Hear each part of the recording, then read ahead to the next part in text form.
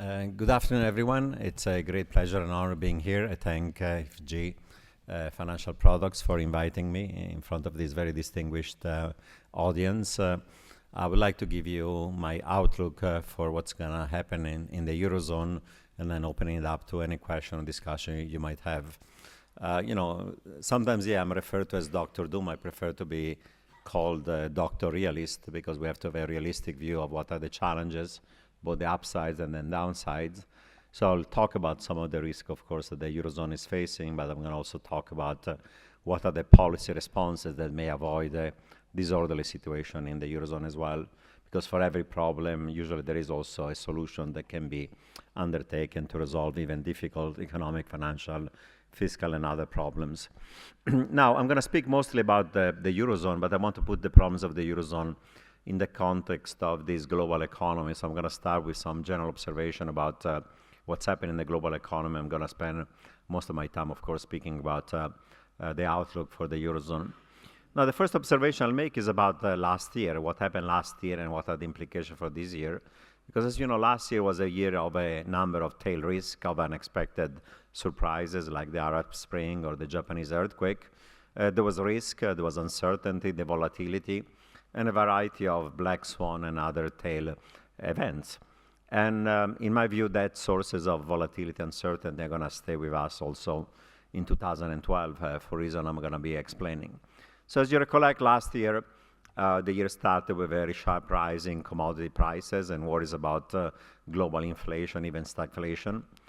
Then we had the Arab Spring with the turmoil in a number of Middle Eastern countries. It led to an increase in geopolitical risk and a sharp increase also in oil prices that led again to worries about global stagflation. Then we had this terrible Japanese earthquake and tsunami, in addition to a terrible loss of thousands of people of lives. You had also disruption to global supply chains that affected output and GDP, both in Japan, in Asia, and all the way to Europe and United States for several months. Then you had the problems of the Eurozone, we're going to talk a lot about, that spread well beyond Greece towards Portugal, Ireland, and so on. And then we had this saga about the United States fiscal situation. We almost shut down the government 3 times last year on this fight between Democrats and Republicans on whether to raise taxes or cut spending. We even had almost a technical default on U.S. Treasury when the two parties could not reach an agreement on the debt ceiling. Now, in the last year, many people said all these shocks, all these black swan events are temporary, they're transitory, they're things that happen once but not going to happen again. After all, who could have thought that you will have a terrible earthquake and a tsunami in Japan? Who could have thought you'll have an uprising and revolution in the Middle East? But if you think about each one of these phenomena, I think that they represent the fact that actually there are lots of sources of volatility, risk and uncertainty, and tail risk in the global economy. And all these shocks are not transitory, they're not kind of temporary, they're going to here to stay with us. And they're going to be together with other shock sources of uncertainty. Start, for example, with commodity, all this energy and food insecurity. The reality is that demand for commodity is rising sharply because you have a bunch of emerging market economies, not just China and India, but many others, that are urbanizing, they are industrializing, they have high per capita GDP growth, they have population growth. And of course, the demand is going to rise, but the supply of commodity for a number of reasons is not rising as sharply as the demand for commodities. Take, for example, oil. Most of the oil is produced by a bunch of relatively unstable petrostates, nice countries like Venezuela, Nigeria, Iran, Iraq, even Russia renationalized fully the oil and energy sector and production is peaking. And as you know, it takes years until you find oil deeper in the ground, deeper in the oceans, and you find technologies to drill it, pump it out, pipeline it, refine it until you have gasoline. And therefore, this imbalance between supply and demand in commodity is going to stay with us. It's not just a short-term phenomenon. Or take, for example, what happened in the Middle East. The trouble started in Tunisia, then Egypt, then Libya, then Syria, then Yemen. But now it's spreading. People who are experts in the Middle East tell me, worry about what might happen in Bahrain, what might happen in Jordan, what might happen in the eastern provinces of Saudi Arabia, what might happen in Kuwait, where there is a Shia minority. Now that the U.S. is gone from Iraq, the three sides might start fighting with each other. There is tension between Turkey and Cyprus, between Turkey and Syria and Iran, between Turkey and Israel. There are tensions between Israel and the Palestinians. And of course, there is this looming risk of a military confrontation between Israel and or Iran, and Israel and on the United States on the issue of the nuclear proliferation in Iran that could even lead to military confrontation. So the reasons why oil prices today are high and might become higher because of geopolitical risk and risk premia and fear premia are here to stay with us. They're not going to go away. The Middle East is still a source of turmoil, let alone other sources of geopolitical risk in the world, like North Korea or Pakistan or Afghanistan or Kashmir, and you name it. Third thing, take even an episode that people refer to as an act of God, just the act of nature, like the Japanese earthquake and tsunami. The reality is that in the last few years, extreme weather events have been occurring with greater frequency, either droughts, like what happened in Russia and Argentina and Texas, in Mexico, or even massive floods, like the one we've seen in places like Pakistan, China, and Thailand. And there is now increasing evidence, actually, scientific evidence, that these extreme weather events, either extreme floods or extreme droughts, may have to do with something with global climate change. Global climate change is not going to only affect temperature 20 years from now, leading to a rise in the oceans, but actually could be the source of some of these extreme weather effects. Events. And these weather events actually have significant economic consequences. When there is a drought, the country decides to ban exports of grains, like it happened in Argentina or Russia, to keep domestic prices low. That spikes global prices of grain, and leading then to rise in food prices and food riots. Or when you have floods, like the one in Thailand, the global supply chains of electronics, hard drives, was negatively affected. So we talk of them as being acts of nature, but actually human behavior is leading, actually, through global climate change to these extreme weather events, and these have actually significant economic consequences by disrupting the supply of goods, of services, of food and agricultural products. So even that one is not just a random act like an earthquake. Take the problems of the Eurozone. The trouble started in Greece, it spread to Portugal, then to Ireland, then to Italy, then to Spain, to their banks, to their sovereigns. And now the troubles have spread also to the core of the Eurozone. French banks, Belgian banks. Recently, S&P, as you know, has downgraded from AAA both Austria and France. So the problems of the Eurozone, as I'll point out in much more detail, are not transitory, we know. They're not going to be resolved anytime soon. At best, it's going to take many years to resolve them. Or take, for example, the US fiscal problem. The US is kicking the can down the road, not doing anything about the structural fiscal deficits that are large. One party is the Republican, is vetoing any tax increases. The other party, the Democrat, is vetoing spending cuts, especially entitlement spending reform like Medicare, Social Security. People say, of course, this is an election year. In election year, nothing is going to happen, of course. But who said that next year, when we're going to have a president, it could be Obama or it could be a Republican, Romney, Gingrich, we don't know yet, why we think that things are going to be different and the gridlock is going to be any less. If Obama is elected next year, he might have the White House. He may or may not have control of the House of Representatives, but he's not going to have 60 votes in the Senate. And therefore, the Republican can veto things like having to do with structural tax reform or other things he wants to do. Conversely, suppose a Republican, whether it's Romney or Gingrich, is elected, he's going to control the White House, he's going to control the House of Representatives. He might even have a majority in the Senate, 53, 54 votes. But again, unless this president has 60 votes in the Senate, and nobody believes that they're going to have 60 votes in the Senate, even if a Republican wins, then the Democrats can veto any entitlement reforms on Social Security and other things of that sort. So there is gridlock today in the United States, but why we believe that this gridlock is going to be any less a year from now? U.S. is kicking the can down the road, large budget deficit are monetized. The foreign investors of the U.S. so far keep on financing the United States. The bond vigilantes so far have been asleep at the wheel. Maybe you do need a credit event, like a spike in long-term interest rates in the United States to force the political system to act. But once that spike occurs, the economic and financial damage could be severe. So the point I'm making is if you're looking at each one of these events that happened last year, they were not transitory. They're persistent, and they're going to continue over time, and new tail events may occur.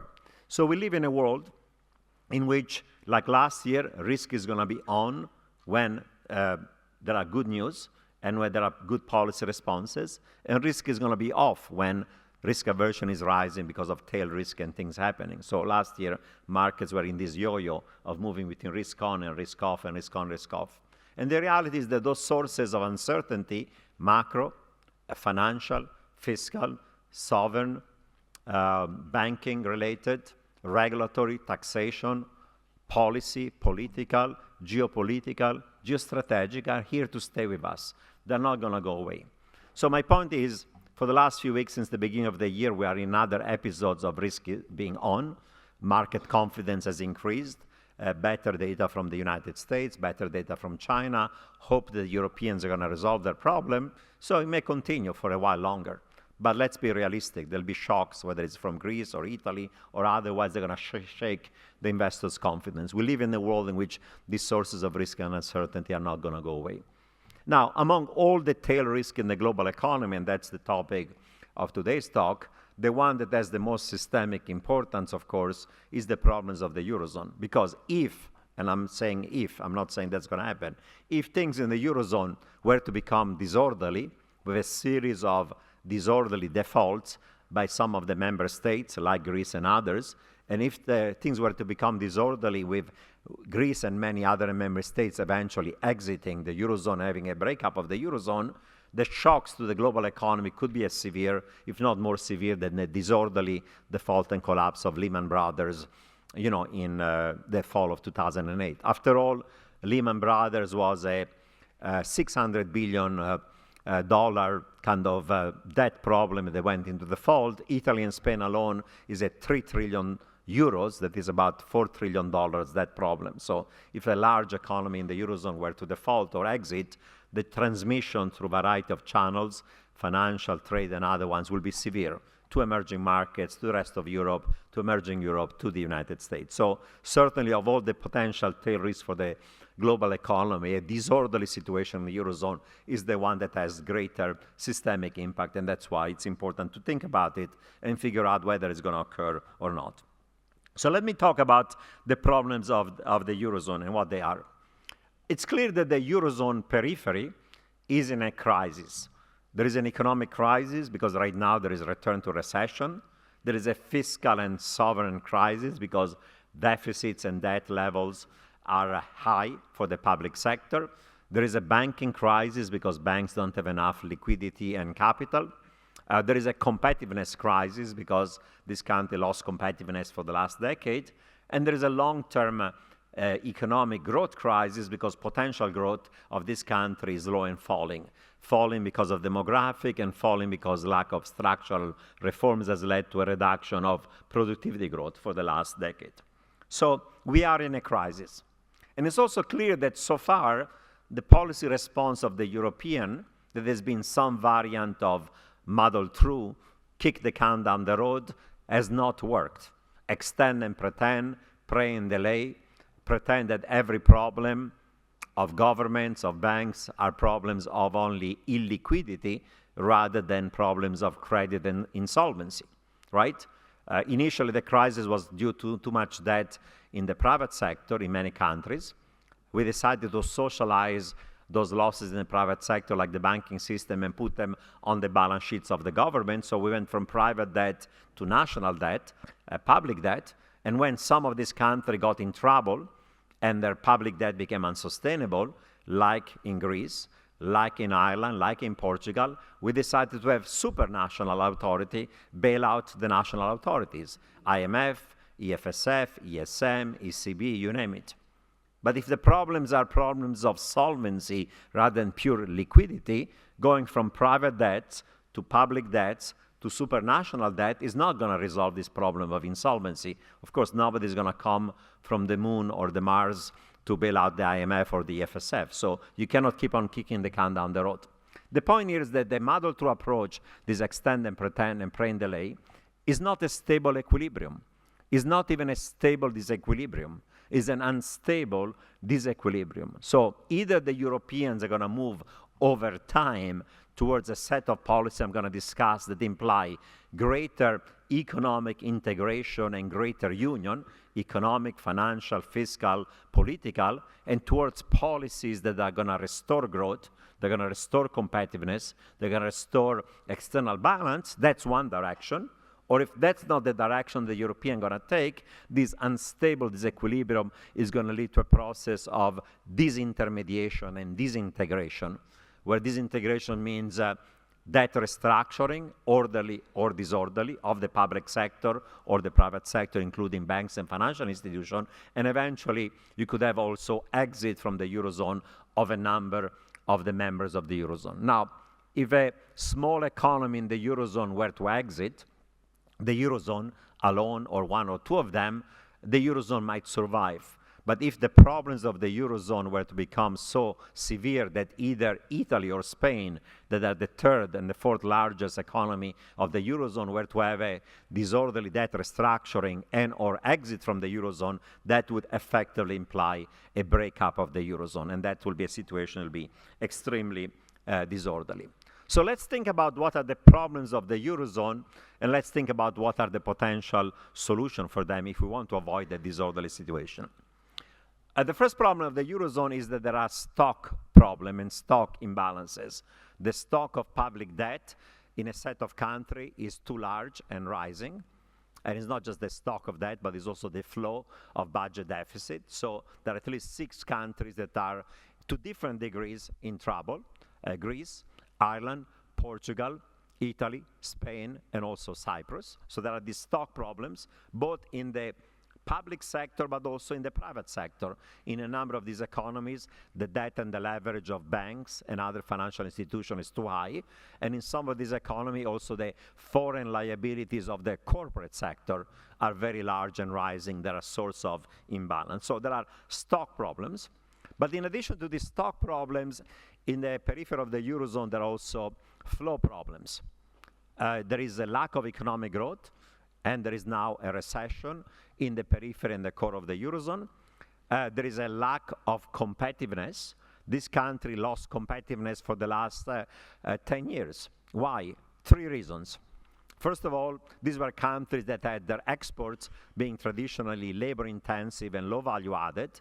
And today, of course, it's cheaper to produce textiles, apparel, light manufacturing in China, in emerging Asia, in Turkey, in Central Europe than it is in Greece or Italy or Portugal or Spain. So this country already 10 years ago were losing market share in these labor-intensive, low-value-added exports towards emerging market. That was one factor.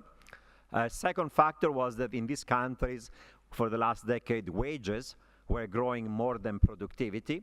Therefore, unit labor costs were rising, and they were losing competitiveness, and the real exchange rate based on this unit labor cost was appreciating. And the manifestation of that loss of competitiveness was this very large and rising trade and current account deficit. So the loss of competitiveness, together with loss of economic growth, is associated also with large current account deficit that now the private sector doesn't want to finance. So the flow problems are lack of economic growth and economic recession, lack and loss of competitiveness, and flow current account deficit. So you have both stock problems and you have flow problems. Now let's think about what has been so far the policy response of the Troika, of the ECB, of the EU, of the IMF to these problems that are being faced by the periphery of the Eurozone. The policy response has been essential to tell this country, you have to do fiscal adjustment, fiscal austerity, and you have to accelerate structural reforms. Now, I'm not against it. Of course, if you don't do fiscal austerity and you have a fiscal problem, eventually you're going to have a fiscal train wreck like default. And if you want to increase productivity growth, of course, you have to accelerate structural reform. Are going to increase productivity growth and make you more efficient and productive. So in principle, I think those policy responses are necessary. But think about the short-term economic consequences of those policy actions. The observation from which I'm starting is the following one. Today, the Eurozone is entering a recession. If you look at all the economic indicators like industrial production, GDP, PMIs, and so on, They suggest that already in the fourth quarter of this past year, output was falling in Greece, in Ireland, in Portugal, in Italy, in Spain, in Cyprus, but the fourth quarter numbers suggested also that GDP growth was negative, even in Germany, even in France, in the core of the Eurozone. And while today the PMIs for the Eurozone slightly improved, for the periphery of the Eurozone, they improved from low 40s. Anything below 50 implies still a recession, and therefore the recession is still deep and deepening in the periphery of the Eurozone, and even in the core of the Eurozone, there is significant amount of economic weakness, if not outright recession. Now, the problem with the fiscal austerity, however valid in principle, is the following one. These economies are in a recession, and as the recession becomes bigger, automatically the deficit becomes larger because you have less revenues. And now they're being told, do more austerity and more front-loaded austerity. But in the short run, fiscal austerity means what? You have to raise taxes, you have to reduce transfer payments, you have to cut government spending. But that makes the recession worse because you're reducing, on one side, aggregate demand, and you're also reducing disposable income by raising taxes and reducing transfer payments. So as you have a recession, you do more fiscal austerity, that makes the recession worse, then the budget deficit becomes larger, then you have to do another round of fiscal austerity, and you have this vicious circle. And the typical example of it is exactly what is happening right now in Greece, where economic activity not only is contracting, but is contracting at a much faster pace. So that's a situation. The fiscal austerity in the short run, as even recent IMF studies suggest, make the recession worse. Secondly, even the structural reform that, of course, are necessary, in the short run can lead to less economic activity. For example, we know we have to flexibilize the labor market to allow firms to fire workers when they're not productive. Fine, we're going to flexibilize labor markets. You're going to fire hundreds of thousands of public employees. You're going to fire hundreds of thousands of private employees. You're going to shut down hundreds of thousands of firms that are unproductive and losing money. You have to move labor and capital from declining sector and firms to expanding sectors and firms in which you have a comparative advantage.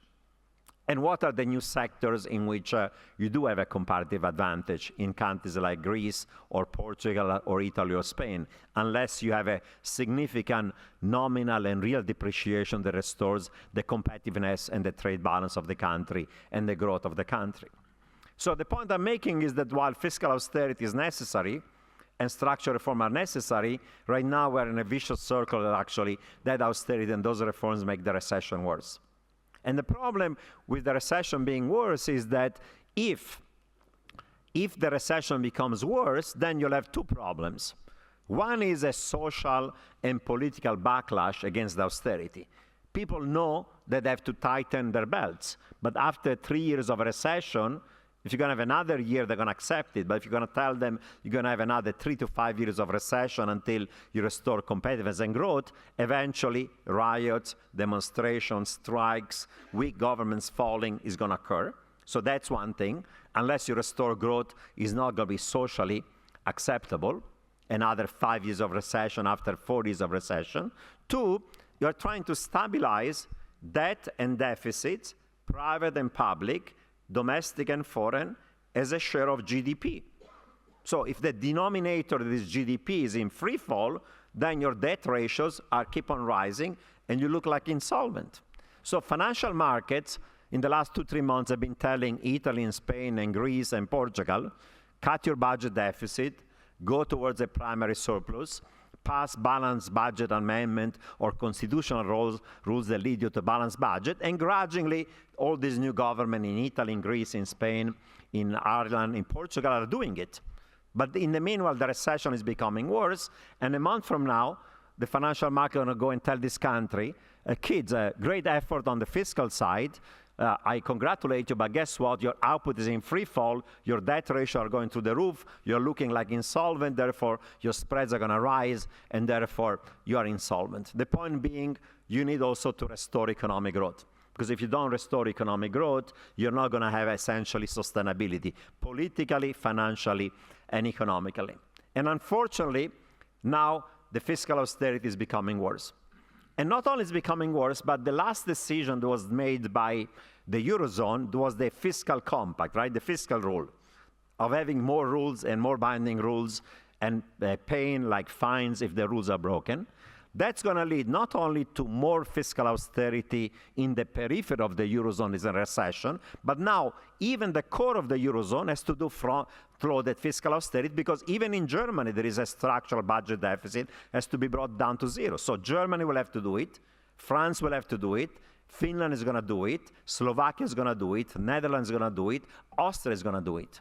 And as a recent IMF study and even speeches by Christine Lagarde have shown, is that if everybody in the world does fiscal austerity at the same time when domestic demand is still weak, if US does it, if the periphery of Eurozone does it, if the core of the Eurozone does it, if UK does it, if Japan does it, then the risk is that economic growth globally is going to be weaker than otherwise, if not an outright global recession. So front-loaded fiscal austerity actually adds to that kind of a pro-cyclical behavior of fiscal policy that should be counter-cyclical rather than being pro-cyclical. So that's the problem. The recession is getting worse in the Eurozone, and everybody now is going to do more of that austerity, and it's going to become worse. The other critical point that I think is important to recognize is the following one. Suppose you can even deal with the stock problems of a country by having an orderly restructuring of the debt of that country. So people know that Greece is insolvent, public debt 170% of GDP. There'll be now, hopefully, let's see if the result, there'll be a reduction of that debt with a haircut taken by the private creditor. Even if with a orderly debt restructuring you deal with the stock problem of too much debt, you still have a flow problem, lack of economic growth that is related to the loss of competitiveness and the large current account deficit that the private sector doesn't want to finance anymore. So how do you restore competitiveness? The history is that you need a real depreciation of the currency, because only if you have a real depreciation of the currency, imports become more expensive, you import less, your exports become cheaper, and you export more. So, for example, if you look at the history of financial crises in emerging market economies, whether you're looking at Mexico 94, or Korea, Thailand, Malaysia, Indonesia, or Turkey, or Brazil, or Argentina, or any one of these episodes of financial crisis, in each one of them, some of them there was a fiscal problem, you had to do fiscal. In some of them there was a structural problem. In each one of them, you needed official financing to make sure there wouldn't be a liquidity run. In some cases, when private and public debts were excessive, you did debt restructuring. But in practically every episode, bar none, there was a movement from a fixed exchange rate to a flexible exchange rate. And suddenly, in a matter of 12 months, a large unsustainable current account deficit became a current account surplus. And therefore, there was a V-shaped recovery with rapid return to economic growth. Domestic demand was weak because you had deleveraging of the private and public sector during a crisis, but the improvement of the net exports of the country, what was the factor that led to a rapid return to fast economic growth. Now, the key problem is that in the periphery of the Eurozone, you have the same problem. In each one of these countries, you have the large and structural current account deficit because of a real appreciation of the currency led by the loss of competitiveness. So unless you restore trade balance and surplus, you're not going to have economic growth. Now, how can you have a real depreciation? There are only 4 ways in which you can achieve a real depreciation. That leads me to the question, will some country be forced to exit the Eurozone? On why just debt restructuring might not be sufficient. The best way in which you can return to competitiveness and have a real depreciation will be a nominal depreciation of the value of the euro towards a much lower level. Now, with the euro close to 130, of course, Germany, that is uber competitive today, can live with a euro at 130, even 140, even 150. But in Greece, in Ireland, in Portugal, in Italy, in Spain, in Cyprus, where unit labor costs went up by more than 30% in the last decade, the value of the euro has to fall by another 30% towards a parity relative to the US dollar, for example, to restore the competitiveness that was lost for these countries. Okay? So that's the first way in which you can achieve the real depreciation. Now, the second way in which you can achieve a real depreciation is what Germany is suggesting. Germany is telling them, no, that's not the way to do it. You should accelerate structural reform. You should accelerate corporate restructuring. You should increase productivity growth. You should keep a lead on wage growth, like we did, below productivity growth. And as long as wages grow less than productivity, over time, gradually, your unit labor costs are going to fall, and that's the way you're going to restore competitiveness. Now, that's a nice idea, but guess what? It took almost 15 years for Germany, during a time where there was economic growth, not a recession, to do all these reforms until gradually over time, the competitiveness of the German industry was restored. Suppose that the Greece or a Portugal or a Spain or Italy start those reforms today, the reduction in your labor costs might take 5 years, and you're going to have 5 years of recession. Which political system is going to accept another 5 years of recession until you restore your competitiveness that way? Third option for restoring competitiveness. People talk about the internal devaluation, or essentially price deflation. If you could reduce in the periphery of the Eurozone prices and wages, say 5% per year for the next 5 years, 5% per year for 5 years compounded is about 30% reduction in prices and wages, so you undo the real appreciation that occurred in the last 10 years. But guess what? Argentina tried the deflation route to a real depreciation. The problem is that deflation is always associated with recession, and a recession becomes deeper, that becomes a depression. And after 3 years of ever-deepening depression, as you remember in 2001, Argentina gave up, they decided to default and move away from their currency board and depreciate sharply. So depreciation doesn't work. And even if deflation doesn't work, and even if by miracle you could reduce prices and wages by, say, 30% for the next 5 years in the periphery of Eurozone, then ex post the real value of your debt divided by that price level has gone up by 30%. So your insolvency problems are going to become even bigger. That means the following thing. If you cannot devalue yourself to a real depreciation, to a weaker value of the euro, if you cannot grow yourself to a real depreciation through structural reforms that take too much time, and if you cannot deflate yourself to a real depreciation, because that, again, is associated with depression, and you have the balance sheet effects of the rise in the real value of your debt, then the only option that may be available for some of these countries, I'm not saying all of them, maybe one of them, maybe two, maybe three, we don't know yet, depends on many things, but then only other option may become, of course, giving up on the euro and going back to your national currency, whether it's the peseto or drachma or the lira or scudo, depends on the country going to be doing it. Now, I'm not saying that's what this country should be doing, but what I'm saying is that in some of these countries, if the two options are two evils, 5 years of ever-deepening depression until you reduce your prices and wages, or a massive depreciation when you go to a national currency and you restore economic growth, then the latter evil, in spite of all the collateral damage, is going to be the lesser evil. And I'm not minimizing the collateral damage.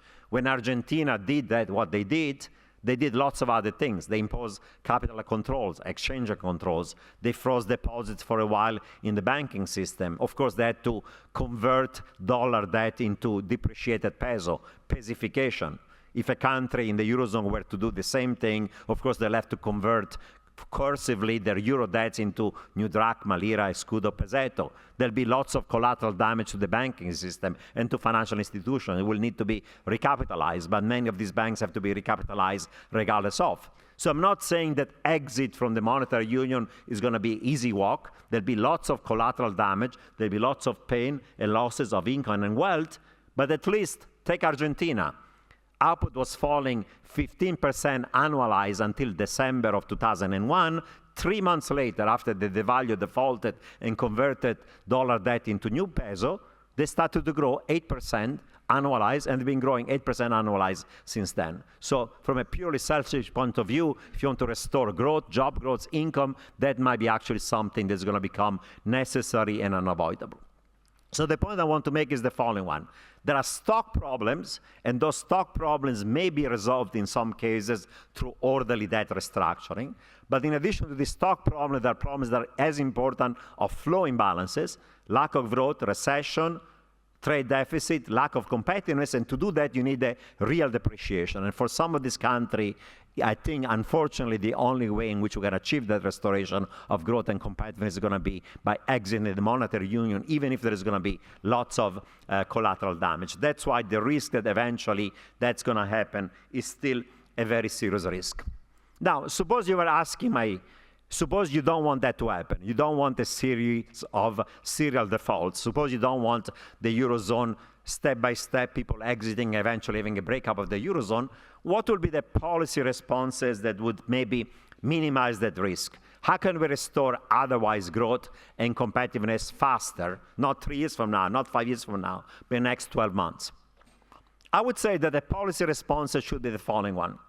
Number one, the European Central Bank should do very aggressive monetary easing.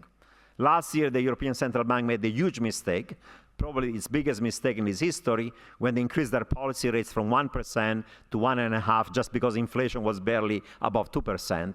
And that policy mistake led to more growth problems, more banking problem, more sovereign debt problems, more competitiveness problem, because the euro went to 150 than before, and led and pushed more countries like Italy and Spain into trouble.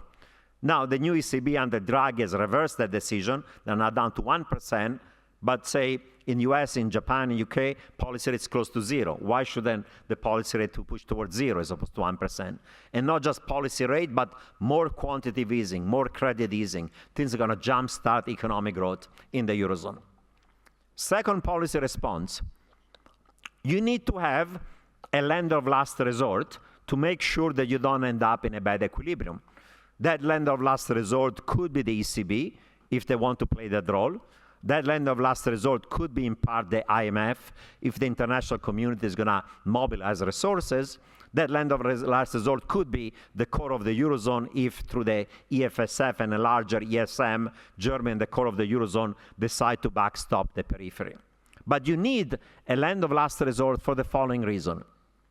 Suppose for a moment that we believe that Italy and Spain are not Greece. Greece, we know, unfortunately, is insolvent. Their public debt is now 170% of GDP, so everybody now agrees, even the private sector, you need an orderly reduction of their debt, 50% of the face value of the holdings of the private sector, and even that might not be enough. But let's assume for a moment that Italy and Spain are illiquid but solvent, given fiscal austerity, given reform, given enough time. The risk, however, is that if you're a country that has lost credibility and your spreads are widening, it takes time to restore credibility. It takes at least a year of doing tough choices until spread become more normal. And therefore, there's always a risk that in the meanwhile, if the spread becomes so high that you lose market access, or if they become so high that your debt dynamic becomes unsustainable, illiquidity may turn to be insolvency because the spreads go to the roof, and then you end up into a bad equilibrium. And therefore, you need a lender of last resort who's going to buy the debt of the country, whether it's the ECB or the ESM or the FSF or the IMF, and prevents the spreads from becoming so large that then you end up into the bad equilibrium. And therefore, today we need in the Eurozone a big bazooka, a firewall, at least €1 trillion of resources for Italy and Spain to avoid to end up in that bad equilibrium. And certainly, the European Central Bank could be one of the agents going to be providing that liquidity support. The European Central Bank is already playing the role of a lender of last resort for the banking system, but is not playing that role for the sovereigns. That might be the role that has to be played, like in the UK, like in Japan, like in the United States, where the Fed, the BOJ, BOE have monetized fiscal deficit and debt. Third policy. As I pointed out, to restore the competitiveness of the periphery and avoid the situation which some of these countries are going to decide to eventually exit, you need a sharply lower value of the euro. Otherwise, that competitiveness through other channel is not going to be restored. Four, eventually, we might need to have a mutualization of the public debt of the Eurozone because spreads are so high.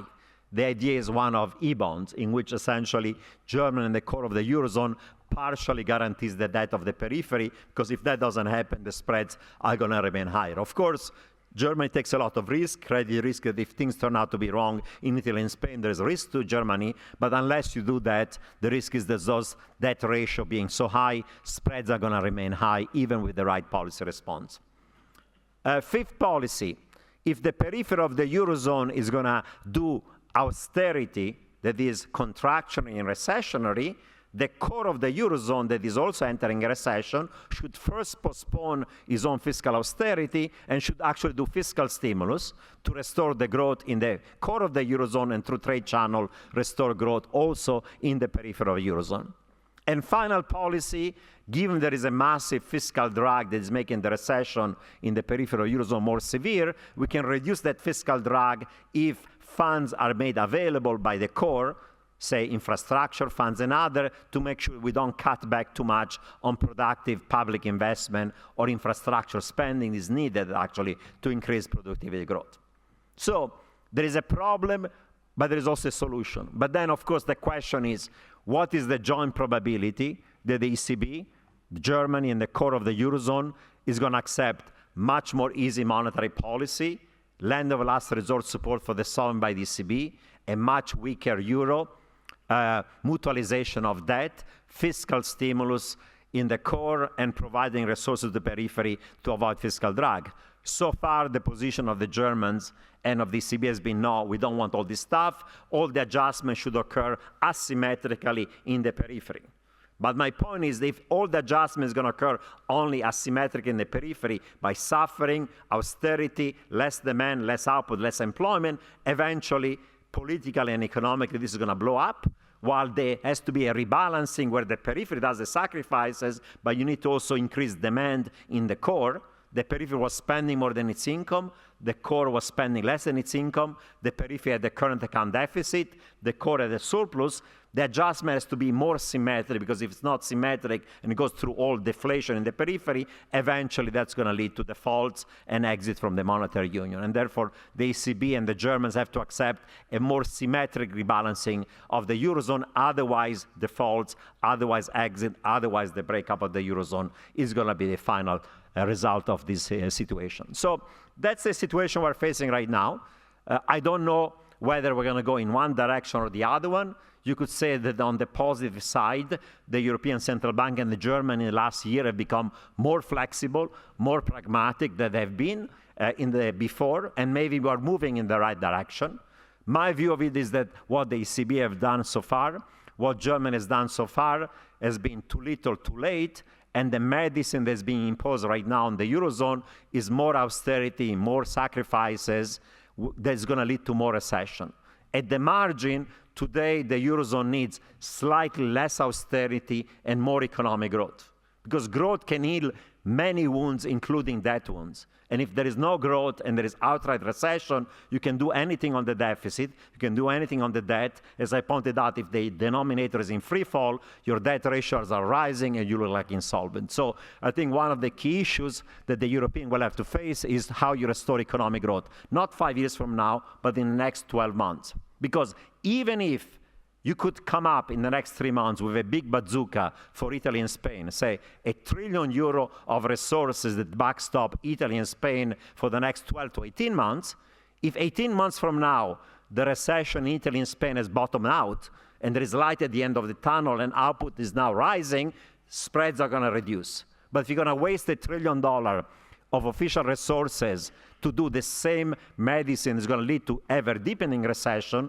A year from now, when you've run out of that $1 trillion of resources and output is still falling, spreads are going to be widening because you look like insolvent, and then at that point, there's not going to be a second $1 trillion of money. Nobody's going to double down, not the IMF, not the ECB, and then you'll have to go into debt restructuring or exit. So if you want to use the big bazooka, you have to use it to have policies that restore economic growth, not the failed policy that make the recession worse. So growth, in my view, is the biggest challenge that the Eurozone is facing. And unfortunately, I think that the Eurozone policymakers so far have not stressed the importance of restoring growth, competitiveness, and external balance as part of the strategy in addition to reform, austerity, and financial support is going to leave us to a light at the end of the tunnel, and hopefully the light of the end of the tunnel is not going to be the one of the incoming train wreck, but the one of truly being out of this tunnel and resuming growth and competitiveness for the Eurozone and avoiding a disorderly thing that will be bad for the Eurozone, but be also disastrous for the global economy. So that's in brief the way I see the trade-offs that we're facing. Maybe I'll stop here and open it to your questions. Thanks very much for your attention. Thank you very much. Wow, that was quite a lot. So we open it for questions. Who has, or quite a number of questions. Okay, let's start in the first row. Microphone is coming. Microphone coming. Dr. Roubini, thank you very much for the presentation. I'm not such an expert on Argentina, but since you mentioned it, I have a small question. I believe Argentina defaults every 10 to 15 years.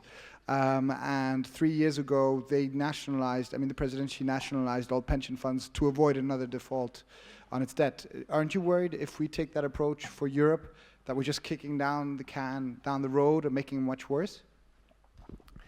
Well, I think that you make a valid point in pointing out that even if you were, say, restructuring the debt of Greece at this point is unavoidable, if a bloated public sector, if large budget deficit were to continue after that, eventually you're going to have another fiscal and debt crisis. And yes, Argentina had one in 1982, one in 1990, one in 2001, and it could have another one in the future. So what I'm saying is that once the debt is unsustainable, at this point everybody recognizes the public debt of Greece is 170% of GDP.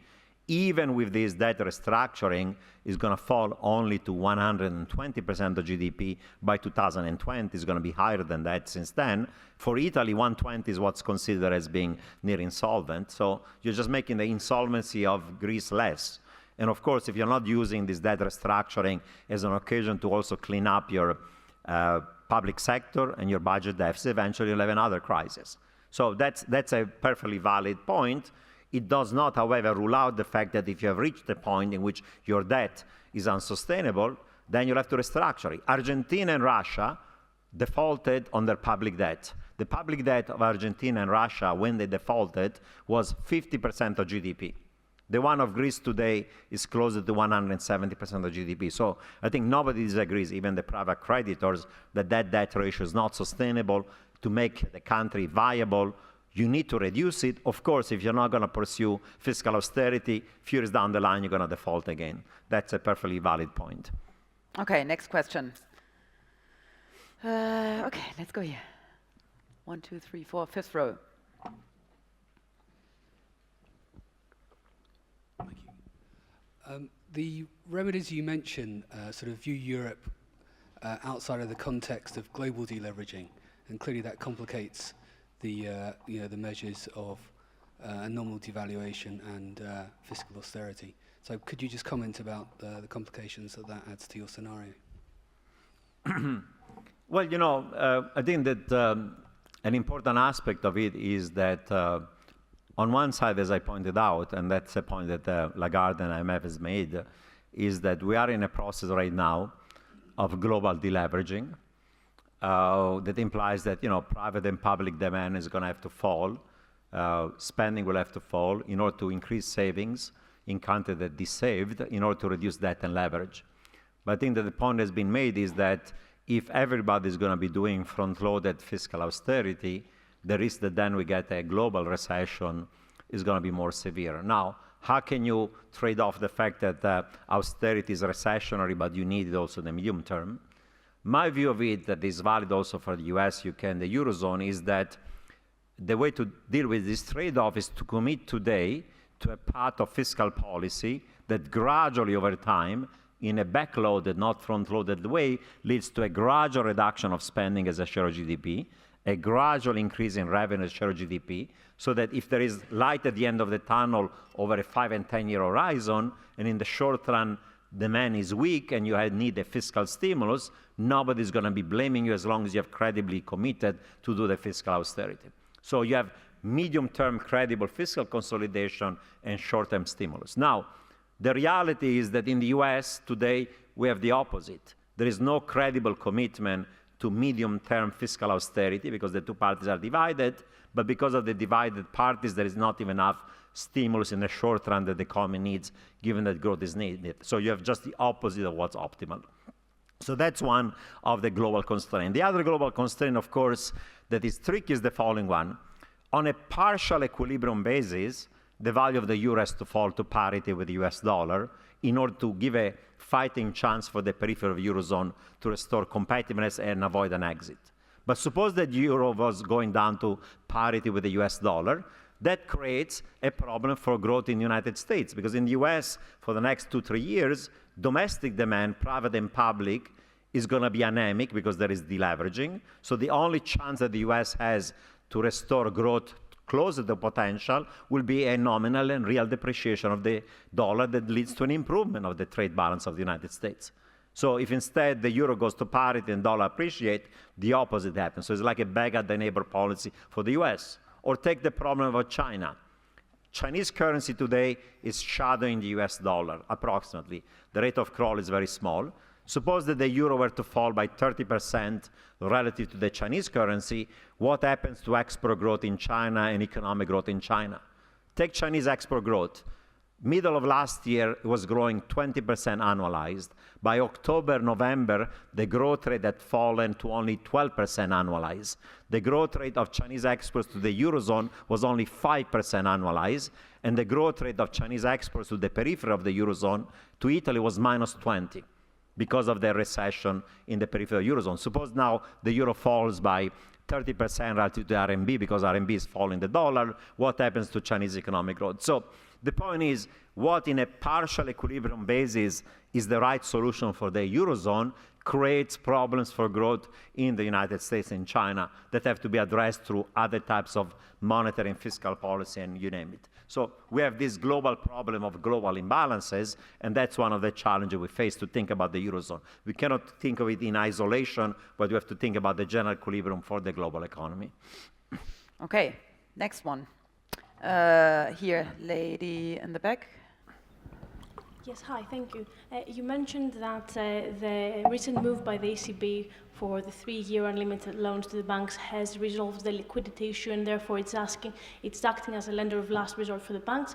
I was wondering if you think it affects also the need for the banks to recapitalize, and indeed your remark as to if there are any tail risks with the European banks which need to recapitalize, and just your comment on the moral hazard issue that skeptics on Eurobonds and monetization of debts usually raise. Thank you.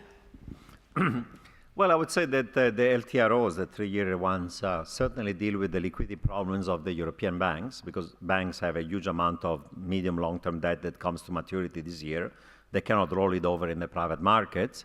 And there's been, in addition to the longer-term debt, now even a sort of a silent run also on the shorter-term debt, like cross-border interbank wholesale funding for many European banks has now been drying up. And even the large depositors in many countries are exiting because they're not being guaranteed. So the liquidity problems of the banking system are being addressed by these longer-term refinancing operations. The capital needs of the banks are not resolved because, as you know, the official number is that the European banks need about 100 billion of new capital. Some of them, like in Italy, are starting to raise at a very deep discount this capital, but it's very hard. And challenging, and the risk is that if they're not going to be able to achieve the 9% capital ratio that is required by the Europeans, instead of allowing them to deleverage and sell assets and to disintermediate even more, there'll be injections of public capital, because the lesson has been either you raise private equity by June, or otherwise we're going to do like the United States and inject public capital that effectively is going to imply, if not a nationalization, a significant equity ownership of some parts of the banking system by the public sector. So the LTROs deal with the liquidity problem. They don't deal with the capital needs of the European financial system. Now, some people have made the argument that the LTROs indirectly become a bailout of the sovereign because they could be used essentially to buy long-term debt of the government. I don't think that's going to be the case. First of all these banks have a huge liquidity problem, both for short-term and longer-term debt, so they need that money for that reason. Two, they're going to park, as they are doing, a lot of that money at the ECB and not to buy government debt. 3, if they're going to buy government debt, it's going to be short-term government debt that doesn't have much credit or interest rate risk. And 4, why would you want to buy 10-year or 20-year bonds of a Greece or Italy or a Spain where you have a huge amount of interest rate and credit risk, right? After what has happened to, say, MF Global, I think that the fiduciary responsibility of any banks in Europe will be, if I have some debt coming to maturity, I don't want to roll it over. I'm going to let it expire, and I'll keep things shorter-term cash. So the idea that actually the LTROs are going to now resolve the sovereign problem, is going to be a backdoor bailout and lend of last resort of the sovereign, I find it somehow far-fetched. So that problem has to be resolved through an outright ESM, EFSF, E-bonds, or whatever. Now, you point out that, of course, there is a potential moral hazard problem involved into either the ECB or the German providing that support. That's true, but that support can be made conditional. So you're not going to guarantee the entire debt of Italy, but you're going to say, as you make progress towards certain fiscal and other targets, a certain fraction of your debt is going to be essentially guaranteed. That's what the IMF does when they do the conditionality. The conditionality of the IMF is never front load, I give you all the money, but they say every 3 months we're going to review what you do. If you do progress, then we give you more money. Same thing with the debt insurance. It's not going to be front-loaded on the entire debt, but there's some countries making significant progress to resolve their fiscal and other problem, a larger share of their debt could be guaranteed. So this is the typical way in which you deal with moral hazard types of issues. So it's an issue, but it's one that actually with the right type of conditionality could be addressed properly as well. Okay, gentlemen with the glasses in the back. Athanasios Ladopoulos from Swiss Investment Managers. I'm going to go through the real depreciation scenarios you mentioned, Dr. Roubini, and I would like to get your opinion with the fourth one. Currency devaluation, growth, reduced cost, which leads to recession through austerity, and then the exit and depreciation in order to increase competitiveness. But I sense that you're not 100% persuaded on the fourth scenario. If we take, for example, Greece, with 4 times imports than exports, if it was to leave Europe, this country doesn't have foreign reserves, currency reserves, neither has got gold to defend its currency. Unless it writes off totally the debt, if it turns to the new drachma, it would have to repay that by printing more money.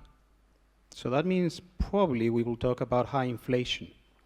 What is the benefit to Greece to do that? And what is the benefit to Europe instead of writing 80% off at the current level? And why ECB doesn't fund, or the other, as you said, the other lenders of last resort, fund the banking system in Europe and allow for orderly default in several of the countries? Why don't we accept high inflation? Thank you. Regarding your question, I would say the following thing. I remember in 2001, the same kind of arguments about a real depreciation not working were made for Argentina. People were saying Argentina has all this trade restriction, exports are only 10% of GDP, their current account deficit is huge, what can they export?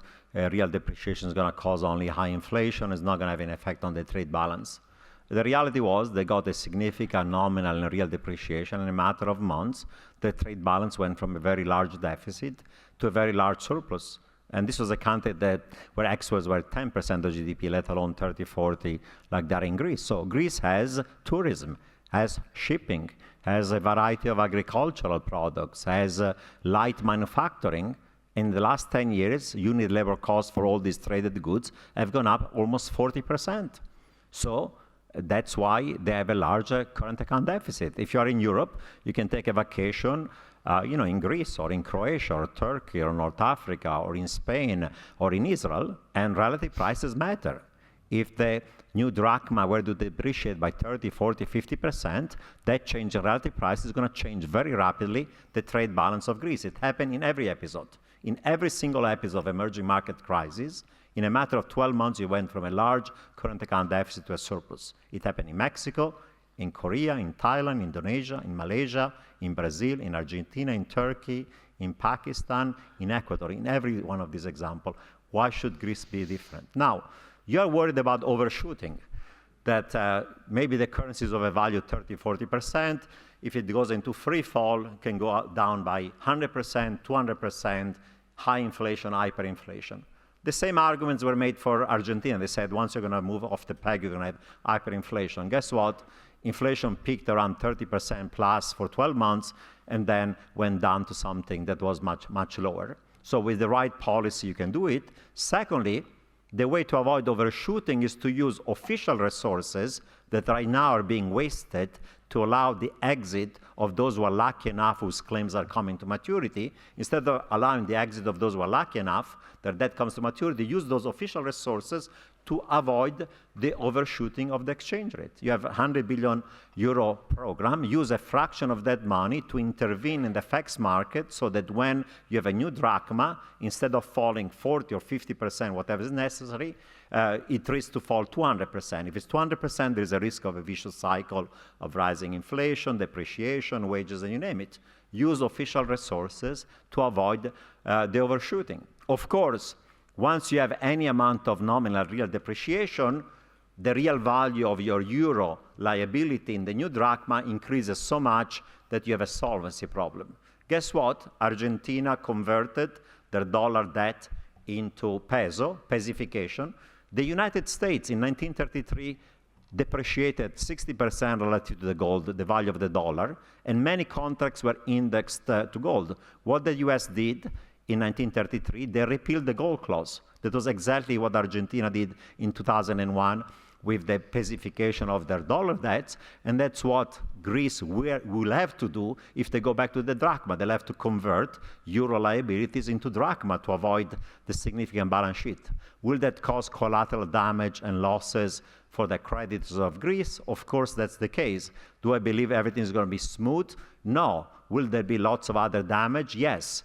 But I'm asking you, suppose you have another 5 years of depression, as you have to reduce prices and wages every year by 5%, and instead you can have a depreciation, restructuring of debt, conversion of your euro debts into new drachma that restore growth in the next 6 months. So that at least you have job growth, income growth, and you start growing, even if you are poorer.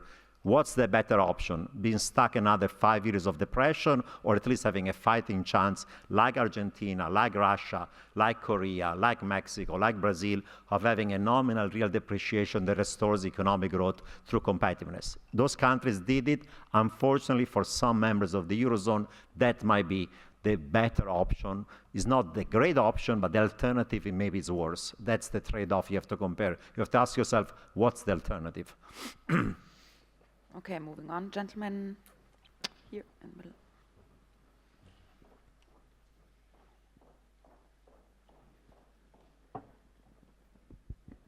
Thank you. What is your trade of the year? Where would you put your money?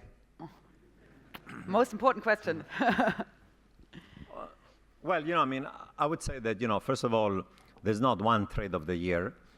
Anybody who has a portfolio, has to think about the allocation of that portfolio between all the major asset classes, equity, credit, FX, rates, EM, commodities, you name it, and across different regions.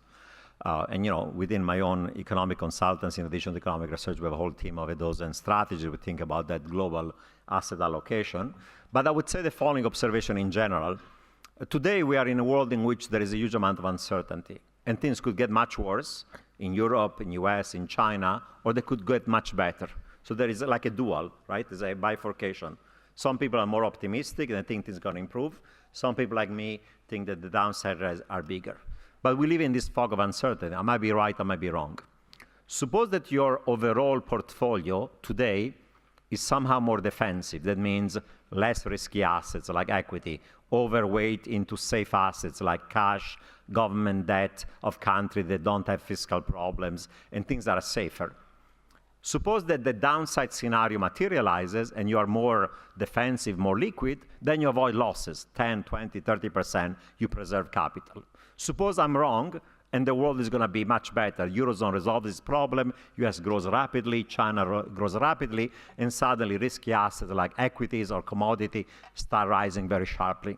fine. If you are more liquid and more defensive, you might miss the first leg of that rally, the first 2 or 3 months. But if the world is going to be a world of Goldilocks, you have plenty of time to jump on that bandwagon. And for the next few years, you're going to have nice high returns on your equities or whatever other risky assets. So the point is, today we really are in a world where the fog of uncertainty is at the extreme, right? Eurozone could collapse or things could improve. US could go in a recession or things could get better. Emerging markets could get in trouble. The Eurozone could blow up. Israel could attack Iran. We don't know. But in the next 6 months, we're going to know whether things improve or less or not. That's why currently I would say a more defensive stance that preserves capital might be the right response for risk-averse investor. You wait and see until things improve. If things improve, you have plenty of time on jumping on that bandwagon. Maybe today is not the time to do it. Gentleman in the second row.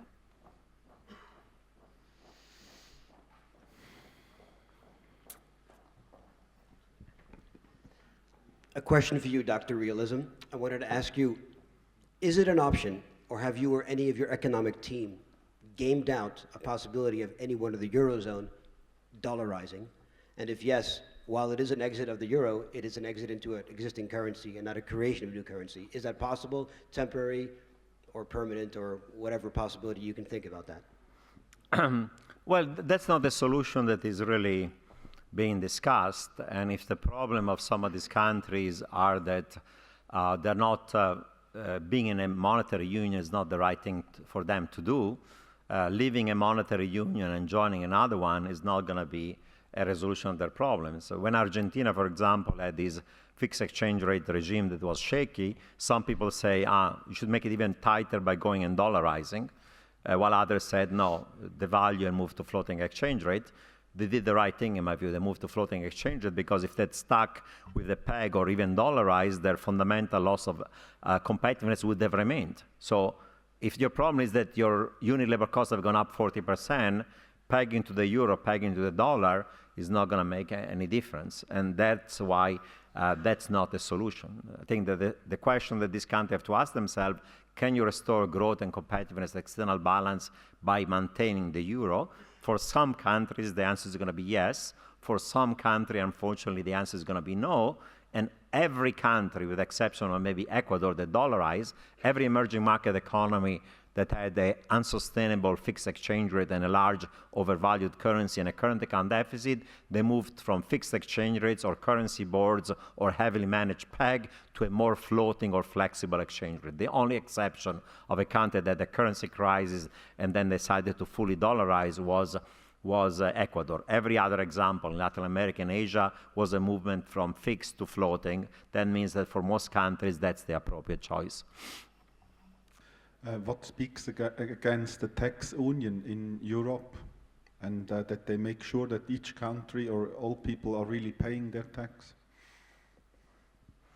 Well, the way I understand your question, first of all, I think you're pointing out to the fact that there is a meaningful amount of tax avoidance or outright tax evasion in some parts of the Eurozone, especially in the periphery, and certainly in the case of say Greece, we do agree that probably the public sector is bloated, has grown too much, too many public employees, too much public spending. It has to be cut.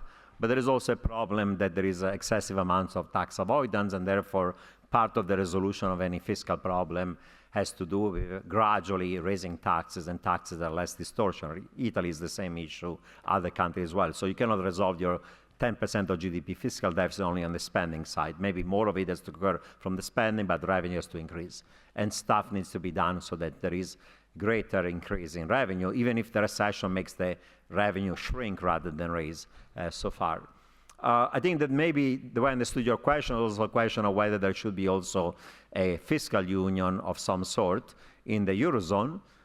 Historically, and that's one of the arguments people have made, is that there has not been any successful monetary union that has not led eventually also to fiscal union, in which you are sharing some spending, you are sharing some tax revenue, and there is some mutualization of the debt, and that eventually monetary union and fiscal union should also lead to some form of political union, because in a fiscal union there are also system of transfer payments from richer to poorer regions, and you do risk sharing of regional shocks. That's my point, that gradually over time, this unstable disequilibrium has to move in the direction of a greater economic, financial, fiscal, and eventually also a political union and integration. If that doesn't happen, however, gradually, the risk is of a process of disintegration of the European Union. That's one of the risks. We'll have time for one or two more questions, so let's ask Lonnie Howe in the back. I was listening to some European-based economists this morning and over the midday, and one of the apparently more significant... Can anybody hear me? Yeah. Yeah, now it's better. What seems to be a significant disagreement, and I just wanted to find out what your opinion on this was, is if it is a disagreement, or if it isn't, if you disagree, why. The Europeans felt that Europe's capacity for counter-cyclical actions, stimulatory actions, had unfortunately, however desirable that might be, that capacity has been exhausted. Where we are is where we are, so the only choice we have now is to gut it out. You're suggesting, I thought, that there might be some possibility for counter-cyclical activity on the part, at least of the core. Yeah, that's the way I would characterize my view. I'm not disagreeing that fiscal austerity is necessary in the country that were fiscally undisciplined. I don't disagree that structural reform is also necessary. But as I pointed out, unless you restore economic growth, you'll have a problem. And unfortunately, fiscal austerity, monetary tightening, and a lack of a lender of last resort can make the recession worse, can blow up those spreads and make a situation of illiquidity, a situation of insolvency. So Italy, Greece, Ireland, Spain, Portugal have to help themselves by doing the right thing, but then Germany and the rest of the core and the ECB also have to help, because the policies I listed are things that have to do with a European-wide policy. ECB easing, ECB providing lender of last resort, Germany doing a fiscal stimulus, Germany in the core providing some risk-sharing to e-bonds, the value of the euro weakening gradually over time to restore the competitiveness of the periphery. These are all things that an individual country doesn't have independent monetary fiscal policy. Exchange rate cannot do on its own. So you have to ask from the periphery sacrifices, because that's part of the symmetric adjustment, but then the core has to do its share of the adjustment to restore growth, not just in the periphery, because right now, even the core of the Eurozone is entering a mild recession, but it's still a recession. So that's the sense in which I think that actually there is some room for both the ECB and the core doing stuff that's going to restore faster than otherwise growth, competitiveness, and external balance in the periphery of the Eurozone. Yeah, in that sense, I would disagree with some of those other views that say there is no chance for those macro policies to make any difference. I promised I would let you go at 4:30. Nouriel, do you still want to stick to your schedule? Yeah. Otherwise, we're happy to take more questions. We can stop here, yeah. Yeah, okay. We can stop here. There are we great want questions. I'm sure there are plenty more. So thanks very much, actually, for all your thoughtful questions and interaction. Thank you so much. Thank you very much. Dr. Nouriel Roubini. Thank you very much.